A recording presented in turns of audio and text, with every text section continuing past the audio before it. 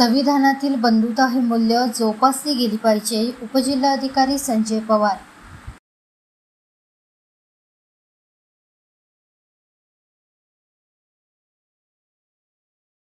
69व्या धम्मचक्र अनुप्रवर्तन दिनाचे औचित्य साधून स्थानिक चांदा क्लब ग्राउंडवर सामाजिक समरसता गतिविधी चंद्रपूर तर्फे भव्य संविधान प्रदर्शनी, पुस्तक विक्री केंद्र आणि पाणी वाटप लावण्यात आले होते. या स्टॉलचे उद्घाटन उपजिल्हाधिकारी संजय पवार यांच्या हस्ते करण्यात आले. त्यासोबतच राष्ट्रीय स्वयंसेवक संघाचे चंद्रपूर जिल्ह्याचे जिल्हा संघचालक तुषार देवपुजारी, रतिराम चव्हाण हे प्रामुख्याने उपस्थित होते. यावेळी संजय पवार आपल्या भाषणात म्हणाले की बंधुता या मूल्याची जोपासना आपण आपल्या जीवनात करावी व डॉक्टर बाबासाहेबांना अभिप्रेत असलेला एकरूप समाज घडवण्यात सर्वांनी सहकार्य करावे.